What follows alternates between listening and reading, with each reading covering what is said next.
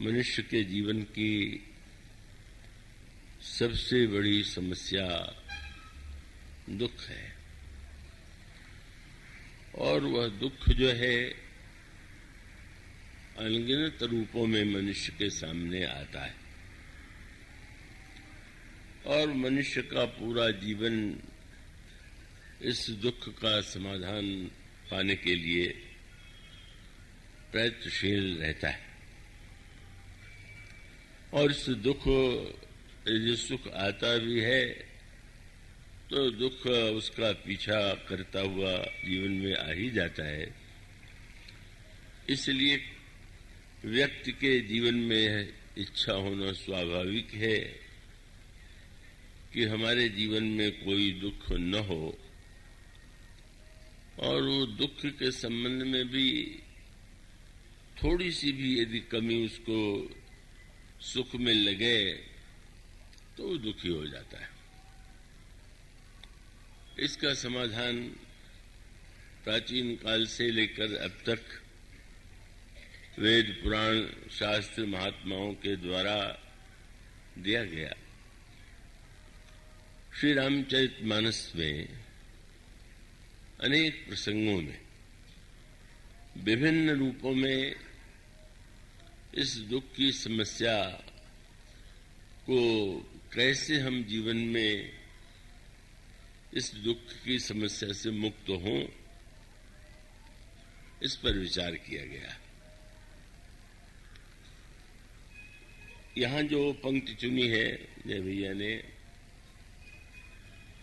गंभीर पंक्ति है और गंभीर पंक्ति के लिए बहुत एकाग्रता की भी आवश्यकता है। एक सूत्र इस प्रसंग में प्रारंभ में दिया गया।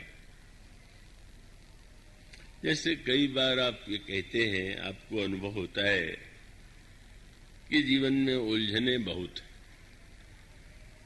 और वो उलझने व्यक्ति सुलझाने का प्रयास कर रहा है, लेकिन एक उलझन यदि वह सुलझाता है तो और कोई उलझन उसके सामने आ जाता है। मानो ऐसा लगता है कि जीवन में व्यक्ति उन उलझनों से अपने को मुक्त नहीं कर पाता और इसका उत्तर यह कहकर दिया गया कि उलझन यदि दूसरे का बनाया हुआ होता तो और बात थी।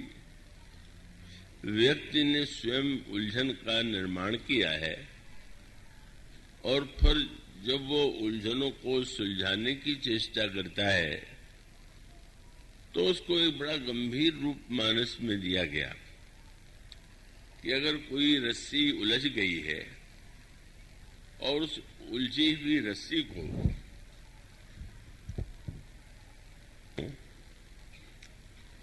पर सुलझाने के लिए आप अंधेरे में बैठे हुए हैं तो स्वाभाविक है कि व्यक्ति उस अंधेरे में उसे सुलझा नहीं सकता है जब तक प्रकाश सामने न हो। तो अब मानस में इस दो प्रसंग हैं। ये भक्तिमणि की पंक्ति है और उसके पहले ज्ञान दीपक का वर्णन किया गया और तब उसमें एक सूत्र दिया गया, दुख का मूल कारण क्या है। क्योंकि दुख का मूल कारण यदि हम समझ लें तो उसका समाधान ढूंढना आसान है। और तब वो एक सूत्र दिया गया, थोड़ा गंभीर है, आप मुझे विश्वास है कि पूरी एकाग्रता उसे समझेंगे। प्रसंग है, सारे जीव माया के बंधन में बंधे हुए हैं, ऐसा व्यक्ति बहुधा कहा करता है और आप सबके मुंह से भी ये निकलता होगा कि माया का बंधन तो बड़ा कठिन है। तो ये माया का बंधन कठिन है, माया से छूटना कठिन है, इस पर हमने कभी विचार किया कि ये माया क्या है। और तब भुसुंडी जी ने ही गरुड़ को ये बताया था, और एक उसके लिए जो शब्द चुना गया वो बड़ा अनोखा है। उनका सुनहु तात यह अकथ कहानी। इसमें चौपाई में दो शब्द हैं, कहानी और अकथ। कहानी का अर्थ है जो कही गई या कही जा रही है, और अकथ का अर्थ है जिसे कहा न जा सके। तो ये तो दोनों शब्द विरोधी हो गए। अगर वो अकथ है तो फिर वो कही कैसे जाएगी, और यदि कहानी है तो उसे तो कहना ही होगा। तो उसको संक्षेप में उन्होंने ये कहा कि वस्तुतः कैसी विचित्र सी बात है कि जैसे किसी व्यक्ति को कोई व्यक्ति आपको रस्सी से बांध दे तो ये बात तो समझ में आने योग्य है। दूसरे ने आपको बांध लिया, लेकिन ये हमारे आपके जीवन की जो सबसे बड़ी उलझन है और जिस बंधन में हम बंधे हुए हैं, उसके लिए गोस्वामी जी ने एक पंक्ति चुनी है। मैं चेष्टा करूंगा कि विषय थोड़ा अधिक सरल हो सके। उसमें उन्होंने ये कहा कि वस्तुतः यह जड़ चेतन ही ग्रंथ पर गई। चेतन के द्वारा कोई जड़ वस्तु बांधी जाती है, यह बात तो दिखाई देती है, लेकिन जड़ चेतन को बांध ले तो यह तो कभी दिखाई नहीं देता। लेकिन भुसुंडी जी ने यह कहा कि मनुष्य की समस्या यही है कि जड़ ने चेतन को बांध लिया। चेतन व्यक्ति जो है वो जड़ के बंधन में बंधा हुआ है, और उसके लिए एक शब्द चुना गया, माया। सुनो तात या अकथ कहानी, समझत बने न जाए बखानी। और तब सूत्र दिया गया वो बंधन क्या है। माया क्या कोई नारी है? माया कोई ऐसी व्यक्ति के रूप में दिखाई देने वाली कोई नारी का स्वरूप है? तो ये प्रतीक रूप में कई प्रसंगों में कई पात्रों को माया के रूप में प्रस्तुत किया गया, और उसमें भी माया का विभाजन किया गया। एक विभाजन तो है जिसमें कहा गया राक्षस बड़े मायावी है, तो एक राक्षसों की माया है, फिर देवताओं की माया है, और फिर इसके पश्चात ब्रह्म की माया है, ईश्वर की माया है। अब इस संदर्भ में गोस्वामी जी जो बात संक्षेप में कहते हैं वो आप बड़ी सरलता से समझ सकते हैं, और उसका सूत्र यही है कि माया तो केवल दो शब्दों में ही हमारे जीवन में व्याप्त है। और वो दो शब्द क्या हैं? कौन, किसने, किसके द्वारा व्यक्ति बना हुआ है? और तब उत्तर दिया गया, मैं और मोर तोर तय माया, जेहि बस कीन्हे सी जीव निकाया। ये जो भेद बुद्धि है, मैं और मेरापन है, तू और तेरापन है, यही माया है। और ये छोटे से शब्द में, छोटे से वाक्य में कितना बड़ा उत्तर दे दिया गया। और इसका निराकरण होने का उपाय क्या है? तो निराकरण का उपाय गोस्वामी जी ने पहला सूत्र दिया कि जब आप प्रातःकाल उठ करके बैठे तो कर्म में ही प्रारंभ से न लग जाइए। हम लोग स्वभावतः उठ करके काम काज में जुट जाते हैं, पर काम काज के पहले हमें शांत भाव से, चाहे अपने खाट पर, पलंग पर या आसन पर बैठकर सोचना चाहिए। और क्या सोचना चाहिए तो कहा गया वो हम, मैं कौन हूं। और इसलिए मैं कौन हूं अगर इसको व्यक्ति समझ सके तो बहुत सी समस्याएं उसके जीवन में कम हो जाएंगी। गोस्वामी जी का एक ग्रंथ दोहावली रामायण में है, उसमें गोस्वामी जी ने एक व्यक्ति कहता था ये मेरा है, ये मेरा है, ये मेरा है। तो मेरा तो मैं से ही होता है, मैं और मेरा यही दो शब्द हैं। तो गोस्वामी जी ने दोहावली में कहा कि तुम मेरा कहने से पहले यह तो बताओ कि तुम कौन। मोर मोर कह कह से तू कही को निज नाम। पहले अपना नाम तो बताओ। जब तुम्हारा परिचय, तुम्हारा यह परिचय हो जाएगा कि तुम कौन हो, तो मैं कौन हूं, तो फिर मेरा होगा उसके साथ। और तब कैसा सुंदर समय चुना गया इस पर विचार करने के लिए। दिन में नहीं, रात्रि में सोते समय नहीं, वह समय जिस समय आप नींद से उठे हुए हैं और जाग करके कर्म करने वाले। और तब आप दृष्टि डालिए मैं कौन हूं। तो एक उत्तर वह है जो कि दिन भर आप दूसरों को दिया करते हैं।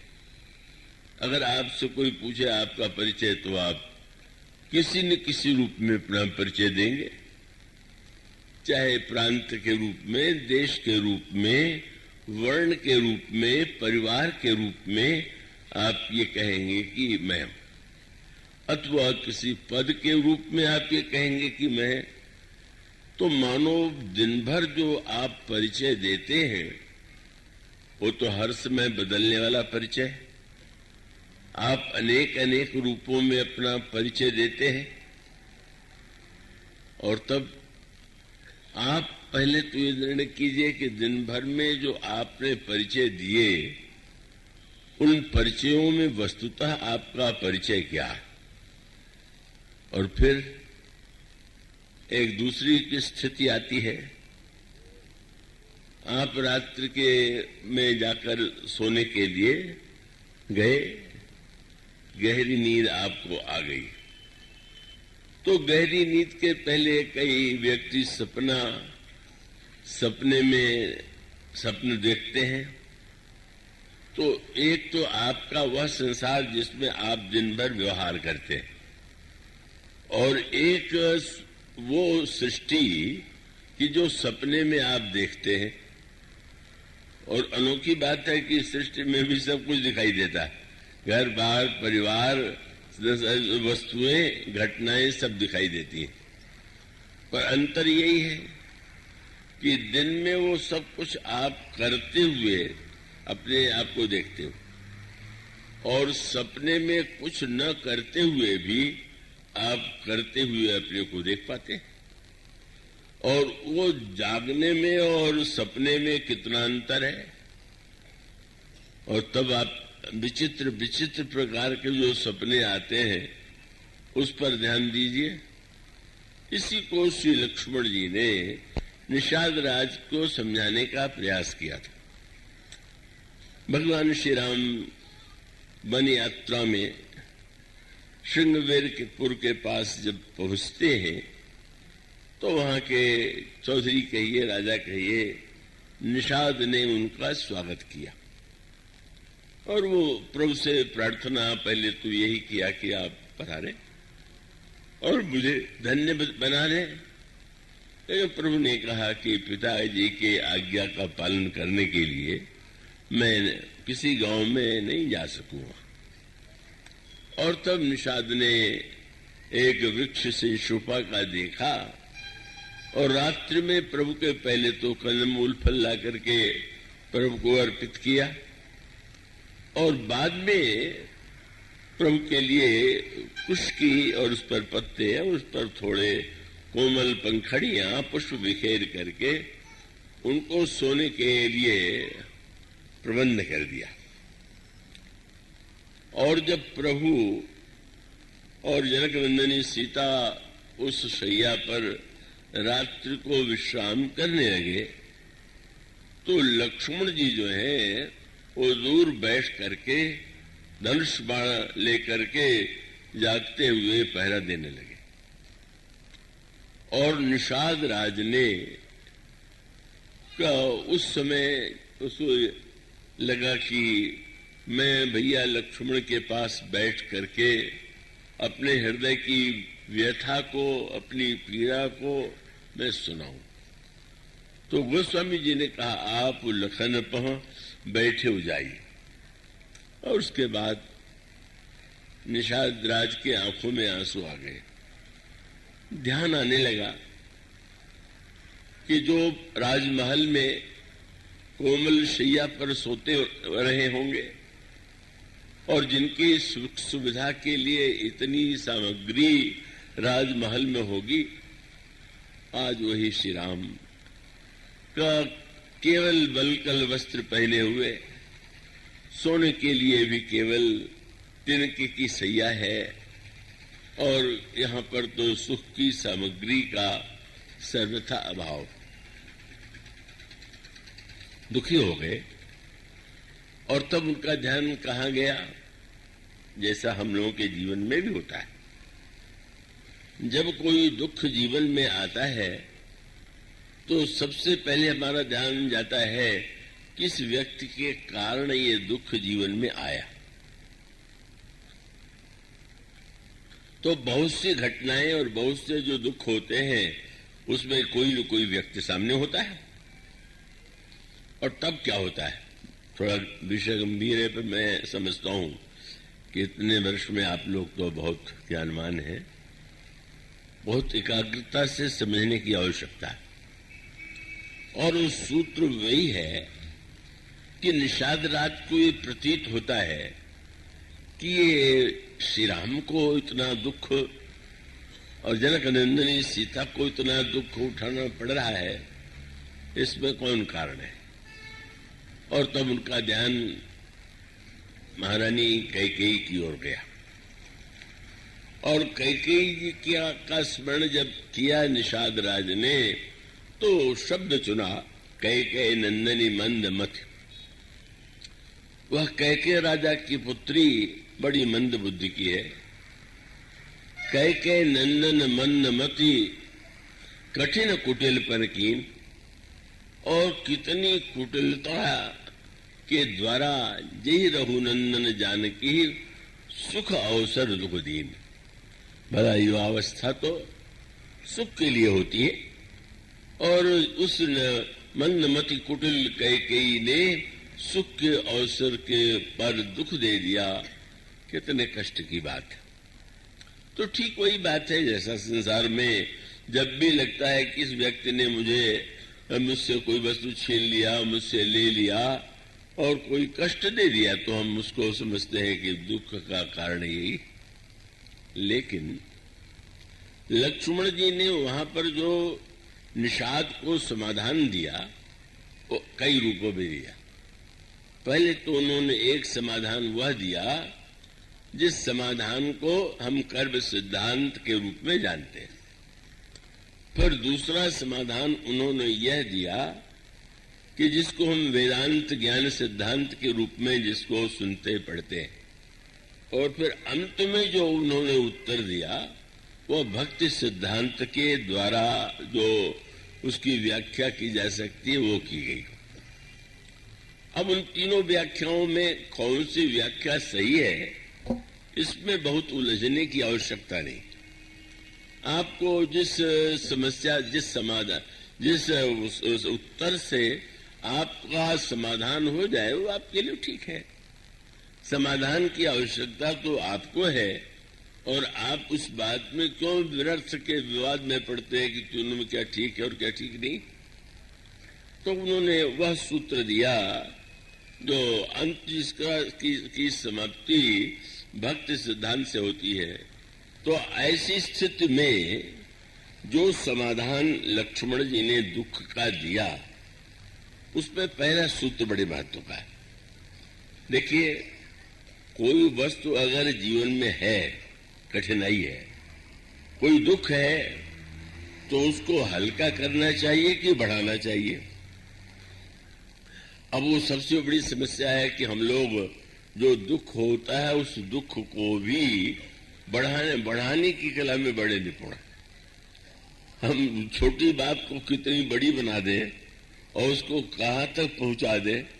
आपने कभी कभी देखा होगा, हंसी हंसी में लोग लड़ पड़ते, छोटी सी बात पर लोग झगड़ पड़ते। इसका अभिप्राय है कि हम जीवन में बहुत सी बातों को अनावश्यक रूप से बड़ा बना देते हैं। तो अब क्या होगा, पहले दुख आया और दुख आने के बाद फिर ये किसने दुख दिया और जिसने दुख दिया हम उससे कैसे बदला लें। या तो हम उसका सुख छीन लें या हम भी उसको बदले में दुख दे दें। अब परिणाम क्या हुआ, जिसको हमने मान लिया किसने दुख दिया उससे बदला लेने के लिए दिन रात बेचैन हो रहे हैं, उसी का चिंतन कर रहे हैं और फिर बदला लेने की चेष्टा में क्रियात्मक रूप में भी लोग दिखाई देते हैं। कितनी दुर्घटनाएं क्यों हो जाती हैं, तो बदला लेने के लिए। और वो बदला लेने की बात तो कभी पीढ़ी दर पीढ़ी तक चलती ही जाती है। ये क्या हुआ, यही तो मानो दुख का विस्तार है। दुख का विस्तार कम करने का उपाय क्या है? का दुख का विस्तार कम करने का उपाय ये है कि दुख के कारण को आप केवल व्यक्ति से ही मत जोड़िए। तब व्यक्ति के साथ साथ उसके मूल कारण पर जब विचार करें तो लक्ष्मण जी ने निषाद राज से कहा कि व्यक्ति जो है वो दुख देता हुआ दिखाई देता है, पर वो दुख का निमित्त है। वस्तुतः दुख यूं दृष्टांत दे दे कि जैसे कोई दुर्घटना का समाचार किसी व्यक्ति के द्वारा आपको मिले तो इसका अर्थ तो ये नहीं कि उसने दुर्घटना सचमुच उसके द्वारा हुई है। तो उन्होंने कहा कि वस्तुतः तो व्यक्ति को जो दुख और सुख प्राप्त होता है वो अपने ही कर्म का परिणाम। यहीं से लक्ष्मण जी ने निषाद राज के माध्यम से हम सब लोगों के लिए दुख की समस्या का समाधान दिया। उन्होंने कहा कि को न काहू दुख सुख कर दाता, निज कृत कर्म भोग सब राता। अब इसका अभिप्राय क्या हुआ, कैकेयी अत्यंत कुटिल है, मंदमती है, पर बाद में कैकेयी के प्रति कुटिलता के कारण द्वेष हो, घृणा हो या उनको कष्ट देने की चेष्टा हो, यही तो हो सकता है। इसीलिए जब लक्ष्मण जी के लघु भ्राता शत्रुघ्न जी श्री भरत के साथ ननिहाल से आए और उन्होंने सामने मंथरा को देखा और उस समय मंथरा अपने आप को सजाए हुए सुंदर वस्त्र और आभूषणों से सुसज्जित करके आई हुई थी। क्या मान करके, उसको ये विश्वास था कि भरत को राज्य देने के लिए इतना बड़ा प्रयत्न मैंने किया, मेरी योजना से भरत को राज्य मिलने वाला है, तो फिर इस समय मैं जब जाऊं तो मेरे वेश से ही यह अनुभव हो जाए कि कितना सुखद प्रसंग मेरे द्वारा हुआ। जब वो मंथरा वहां आती है तो उस मंथरा को देख करके, क्योंकि भरत जी को शत्रुघ्न जी को पहले ये समाचार कैकेयी के मुख से ही सुनने को मिल गया था कि अयोध्या में जो अनर्थ हुआ उसका कारण क्या है। और तब उनको उस वेश में जब अयोध्या के सागरे नागरिक जो है शोक की स्थिति में है और सबके शरीर पर वस्त्र आदि जो है वो मूल्यवान नहीं है, वहां इतने ठाट बाट से उसे देख करके उन्हें क्रोध आया। और गोस्वामी जी कहते हुमा के लात तक कुबड़ मारा, का कुबड़ी है वो, उसके कुबड़ पर शत्रुघ्न जी ने प्रहार किया और जब वो प्रहार करने पर गिरी तो वो कहने लगी, आह दैव में का नसावा, करत नीक फल अनैस पावा। अरे दैव क्या कहें, इतना अच्छा मैंने जिनके लिए किया उसका क्या यही परिणाम होना चाहिए। शत्रु जी का क्रोध और बढ़ गया, और बढ़ जाने पर उन्होंने सुन रिपुहन लखी नख सिख खोटी, लगे घसीटन धर धर झोंटी। उसको और भी कष्ट, उसके बाल को पकड़ करके उसको ढकेलने लगे कष्ट। तब गोस्वामी जी ने एक सूत्र लिखा, और ये है कि श्री भरत जी ने मंथरा को छुड़ा दिया। अब इस पर ध्यान देना चाहिए कि वस्तुतः इस अपराध के मूल में जो हुआ वो कैकेयी जी तो सामने आई, पर कैकेयी जी के पीछे कैकेयी की बुद्धि में जो बात बैठाई गई, तो ऐसी स्थिति में भगवान राम को यदि दुख दिया तो कैकेयी ने दिया, और कैकेयी को दुख देने की प्रेरणा मंथरा ने दिया। और मंथरा ने ठीक वही बात, अब पूरे प्रसंग को आप उस संदर्भ में देखें, उसने केवल एक ही बात को, जिसको काकभूषण जी कहते हैं कि मैं और मोर तोरते माया, कैकेयी जी के हृदय में जिस भावना को उसने उकसा दिया वो क्या था। प्रारंभ में तो ऐसा लगा कि कैकेयी श्री राम के प्रति बड़े उदार है, क्योंकि राम राज्य के समाचार को सुनकर उन्होंने कहा कि तुम जो कुछ मांगो मैं दूंगी। लेकिन बाद में जो वार्तालाप हुआ उसकी व्याख्या की आवश्यकता नहीं है। अंत में एक सूत्र उसने दिया, और सूत्र वो ऐसा है कि हम सब लोगों के जीवन में, अगर परिवार में, समाज में सबसे बड़ा सूत्र कोई है, जो तो गोस्वामी जी ने व्यंग किया कि अब दशरथ जी कैकेयी जी को मनाने आए तो बार बार उनसे प्रशंसा करने लगे, उनकी सुंदरता की सराहना करने लगे, पर वो मंथरा कैकेयी बोल नहीं रही। तो गोस्वामी जी से किसी ने पूछा कैकेयी जी बोल क्यों नहीं रही, तो गोस्वामी जी ने साहित्यिक व्यंग करते हुए कहा कि वस्तुतः महारानी कैकेयी ने दीक्षा ले लिया। दीक्षा वहां तो गुरु वशिष्ठ बोले नहीं, उन्होंने मंथरा से दीक्षा लिया, और मंथरा से दीक्षा लेकर के कोटि कुटिलमणि गुरु पढ़ाई। बड़े कुटिलों में भी, सब करोड़ों कुटिलों में भी जो अधिक कुटिल है उससे दीक्षा ले लिया। तो मानो दीक्षा देते हुए जैसे कह देते हैं गुरु लोग कि जब करते हुए मत बोलना, इसी प्रकार से मंथरा ने बता दिया था कि बोलना मत, तो इसीलिए चुप है। कई लोग जानना चाहते हैं कैकेयी को मंथरा ने कौन सा मंत्र दिया था। संसार में आप जितना भी मंत्र लेते हो, वो मंत्र तो आप 10-5 मिनट, आध घंटा, घंटा भर जपते होंगे, पर मंथरा ने जो मंत्र कैकेयी जी को दिया वो तो घर घर जपा जाता है, नित्य जपा जाता है, हर घटना के साथ जपा जाता है। और वो मंत्र क्या था? उसने कहा देखिए, कुछ भी कहिए, राम की चाहे जितनी प्रशंसा आपके मन में हो, पर इस बात को मत भूलिए कि अपना अपना होता है और पराया पराया होता है। कितना विशाल मंत्र है, ये तो बात बात में निकलता है। कहे कि भरत आपके बेटे हैं और हम तो आपके बेटे नहीं। फिर वही आ गया, मैं और मोर तोरते माया, जही बस कीने से जीव निकाया। अगर कैकेयी के हृदय में इस मैं और मेरेपन, तू और तेरेपन की वृत्ति उत्पन्न न हो गई होती तो शायद ये अनर्थ न होता जो अयोध्या में हुआ। तो वहां पर मूल सूत्र वही है कि मेरा और तेरे का वो पाठ जो था वो मंत्रा के द्वारा बैठा दिया गया।